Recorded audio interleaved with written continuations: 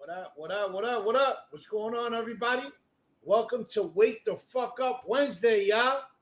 Hope everybody's enjoying their week, staying productive, staying profitable. Most importantly, staying purposeful and blessed, man. We about to get it on and popping, y'all. Just drop in the chat where you chiming in from, what city, what state, whether you're at home, you're at work, you're in the car, wherever you at, man. You're sitting in traffic, you're in the basement, wherever you at, man. Drop it in the chat. Rep your city, rep your state, man. Let me know, man. Don't forget to drop your name so I know who's chiming in.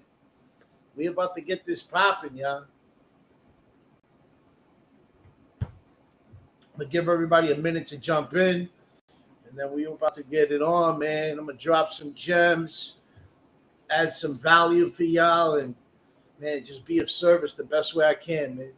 This is what it's all about for me, man. Yeah, make sure you drop in what you got going on for the week, man. What's a win? Give me a win that you had this week. Just today alone. What was the win? Drop it in, y'all. Let's get it. Yeah, man.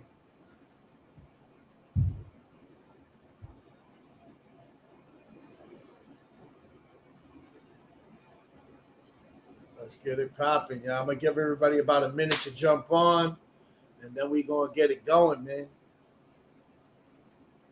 We're gonna get it going. I wanted to make sure I come on and give this to y'all before I go get some grub on, man.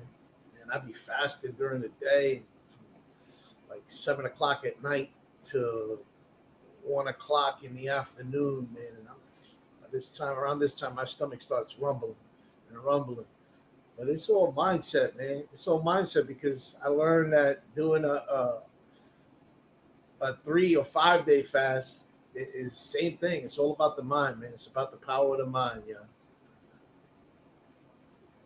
But yeah, drop in the chat where you coming in from, man. What city, what state, your name, where you repping from, man. Let's get it going, y'all. Let's get it going.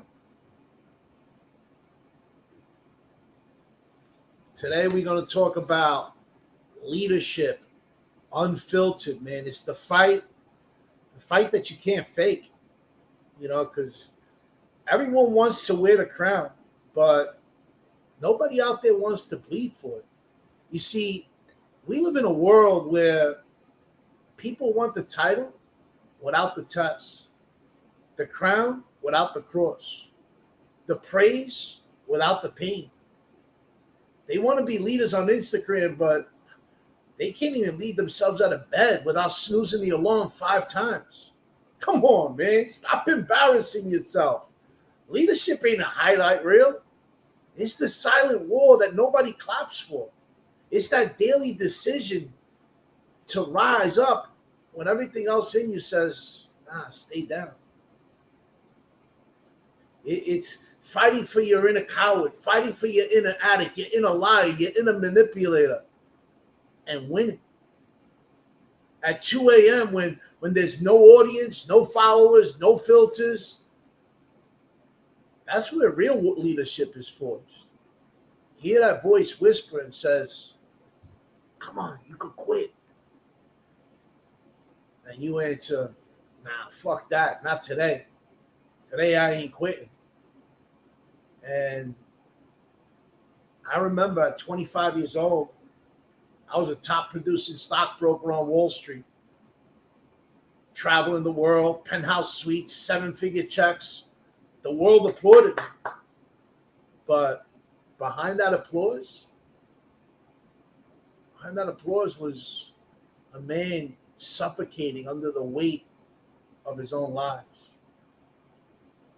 I was the king on surface, designer suits, expensive watches, VIP everything. But inside, I was a scared boy dressing up as a man. Pills to wake up, pills to work, pills to sleep, cocaine to stay up. Every high was a distraction from a soul starving for meaning. I remember nights where I'd lay in the bathroom floor, trembling, hearing my own heartbeat echo in my skull, wondering if this was the day that my heart would finally give out. I stare at the ceiling and think, this can't be it. This can't be what winning feels like. Then the collapse came, and I went from Park Avenue to Park Bench. No money, no friends, no hope. That bench taught me the hardest truth. It taught me that you can't lead anyone if you don't lead yourself.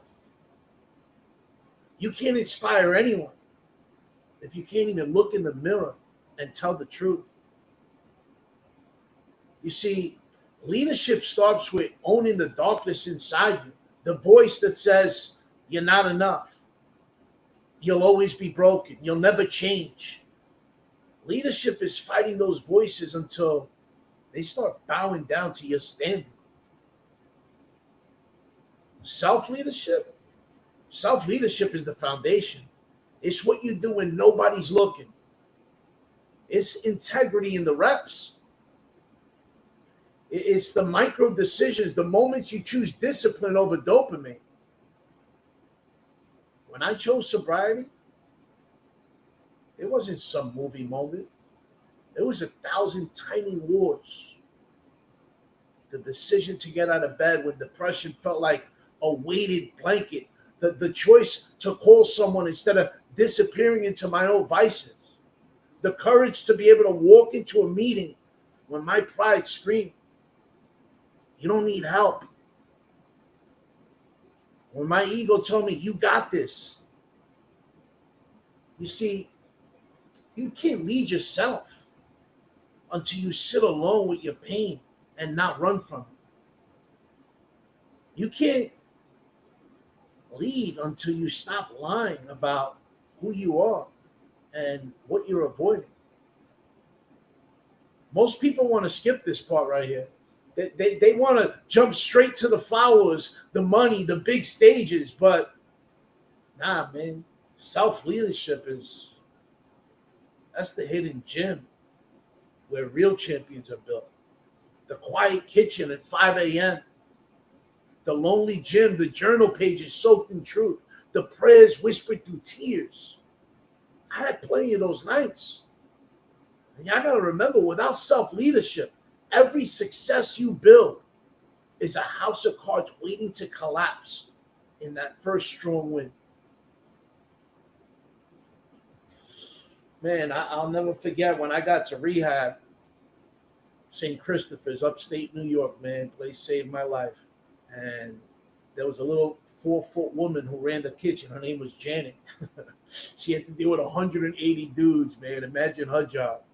And Janet handed me a pair of gloves and pointed to the dishwasher room. And she said to me, go get to work. There was a mountain of dishes that she said go to work on. And my ego went to war. I thought to myself, man, how did I go from working on Wall Street, making millions of dollars, to washing dishes for free for 180 other men? I hated that shit. I resented every second. My pride was screaming. Every dish felt like a reminder of how far that I've fallen. Every pot I scrubbed felt like it was scrubbing away the illusion that I built my entire life on. And I kept thinking, man, do they really know who the fuck I was? Do they know how powerful I used to be? But none of that shit mattered in there. Titles, money, status, they don't mean a damn thing when your soul is bankrupt. I remember I got into 2 fights in the kitchen. The rage was boiling over because deep down I was mad at them. I wasn't mad at them. I was mad at myself. I was mad at the man that I let myself become. After that second fight, I got kicked out of the kitchen. I thought I was done. I thought they were going to kick me out of the rehab completely. But nah, that was a huge turning point. because they sent me to a program within the rehab called A&B, stood for Attitude and Behaviors. And that program was a mirror that I couldn't avoid. That's where everything shifted. I learned that putting the drugs down, that was the easy part. I had to learn to peel back the onion and take stock of who I was. I had to peel back the layers of the lies that I told myself for years, taking a moral inventory of all the wounds that I caused, the relationships that I burned, the promises that I broke. I had to rebuild my identity from the ashes. I had to learn to lead myself in the dark when nobody else out there was watching, when there was no applause, no payoff, just the raw, unfiltered me. And man, after that A&B, they gave me a new job, mopping the floors in the hallway. And I took that job with a smile. I mopped those floors with pride. I made that hallway shine like it was a Wall Street boardroom. I became a pillar of the community. I started stopping guys in the hallway just to pour into them, to lift them off their feet, to remind them who the fuck they were and not their past, that they were beyond redemption. They weren't beyond that redemption. That's when I met this dude, this kid named Sean. This dude came in ready to fight. He came in angry at the world, defensive, broken. I'd catch him in the hallway and just speak life into him. And man, I would remind him, bro, your mess could become your message. Your scars could become someone else's survival guide. And those moments helped him stay. Those conversations anchored him when he wanted to run. So today's Sean's sober and helping other men find their way home. That's servant leadership right there. It's not about a title. It's not about being in charge. It's about being in service. It's about loving people where they are and helping them see who they could become. It's about standing in your truth so powerful that it becomes others' permission to really be able to step into theirs. And it's about building a new identity in yourself so that you can rebuild it in someone else. That's what being of service is. That's what servant leadership is.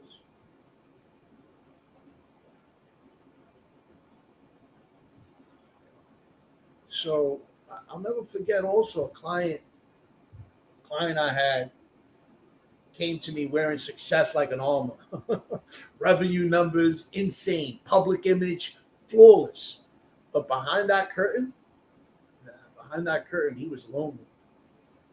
Disconnected from his family. Leading with fear instead of love.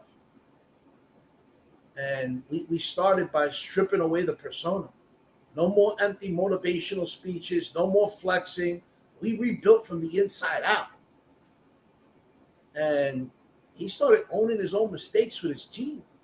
He told his wife the truth that he'd been hiding for years. He showed up to his son's games fully present instead of texting from the bleachers. He went from being a feared boss to a trusted mentor. His team transformed because he transformed. His revenue didn't just recover, it exploded. Because people around him finally felt safe. They felt safe enough to risk, to innovate, to grow. That's how his business started taking off. Leadership isn't about telling people what to do. It's about showing them who to become. You don't build loyal teams through fear. You build them through fierce love and unwavering standards. You see, legacy isn't a line on your LinkedIn profile. Legacy is that ripple effect. that you leave alone long, long, long after you're gone. It's the echo that says to someone else, it stays in their soul that you had an impact on their life because you showed them what's possible. When I achieved sobriety, my mission shifted. It wasn't about stacking cash. It was about stacking impact. I wanted to be the person that was a reason that somebody didn't give up. I wanted my story to be proof that you could fall all the way down and rise higher than ever you did in your life. Your legacy is your spiritual fingerprint. It's the words that your kids remember when they face heartbreak. It's the courage your team holds on to when that market crashes. It's the standard your community holds on to when they're tempted to sell out. I want you to ask yourself today, if you vanished today, what would stay alive because of you? Who would stand taller because you taught them to? Who would believe in themselves because you believed first? I created 3 pillars of true leadership. And the first one, that first pillar is lead yourself first. And I live by these, man. And it's before you could lead a movement, lead your mornings. What are you doing when you wake up in the morning? Are you just jumping right to your cell phone and allowing the world to attack you and allowing the world to lead you? Are you scrolling through social media and allowing social media to lead you? Or are you stepping in and leading yourself, waking up through prayer, meditation, whatever it is that works for you to get you grounded? And then are you sharpening your mind by being intentional about what you're feeding your mind? Whether it's listening to something spiritual, something motivational, something that's going to move the needle in your life, or you going right to social media and start rotting your brain because you're scrolling and watching what other people are doing with their life, or you going straight to your emails and allowing your emails and those people to start leading your life. Take care of your mind, body, and soul first thing in the morning, and then go take care of your business. Because guess what? If you don't take care of you, you can't take care of nothing else around you or nobody around you. And before you shape others, shape your own mind. Before you build a team, build your discipline. This is the invisible work, the unseen grind that separates the noise from the noble. Number 2, serve without a scoreboard, man. Empower without expectation. See the greatness in people before they do. Give them a vision so compelling that they want to run through walls, not for you, but beside you. And number 3, build a legacy that outlives you, man. Create leaders who surpass you. Teach your students to outshine you. Build systems and cultures that thrive without you. The true test of leadership, it ain't how big you become.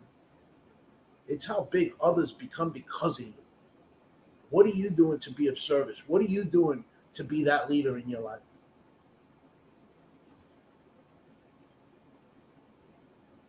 I want you to picture your final breath. No more days left to just rewrite your story. No more someday. It's just you and the truth of how you live. What's around you? What do they whisper in somebody else's ear when they think you can't hear? Are they relieved? Are they inspired? Do they tell stories of how you made them feel, or just how much you own? Write down 3 words that you want your existence to echo. 3 powerful words of what your existence echoes. And then stack your days to match those words. This ain't theory. This is legacy design right here. If your actions today were broadcast around the world, would they line up? Would they be in alignment with the eulogy that you want? Or would they betray a truth that you've been hiding? Keep it real. Legacy ain't earned in the big moments. It's carved in the mundane, the small choices, the quiet disciplines, the silent sacrifices. Leadership is a vow to rise. It's a vow to rise when it's easier to run, to bleed before you ask someone else to love before you love back, to serve before you celebrate. Stop calling yourself a leader because your bio says so. Prove that shit when nobody's clapping. Prove it when your knees are shaking and the crowd is silent. Prove it in how you love, how you serve, and how you endure. Decide today to become the standard that you were created to become. The example your kids brag about, the echo that your team repeats, the reason someone else keeps going when they feel like quitting. Because when the lights go out and that noise dies, they're not going to remember your follower count. They're not going to remember how many trophies you got. The second place trophies, the first place trophies, all that shit don't matter. How much money you had in your bank account, that shit don't matter. That shit don't go with you anyway. They're going to remember the warmth of your presence, the strength of your word, the depth of your love. Lead yourself, serve others, and build a legacy. That's the code. That's the crown. So if you're ready to step into real leadership, not just talk about it, let me know, man. Drop an I'm ready in the comments. Shoot me a DM or connect with me. Go to withjoerivera.com. Let's build a community of leaders who aren't faking the fake, but living it every single day. No more sidelines, y'all. You weren't created to live on the sidelines. You were created to be the best version of you that you possibly can be. What are you doing to lead the way? What are you doing to lead yourself? It's Wake the Fuck Up Wednesday, y'all. Let's get it.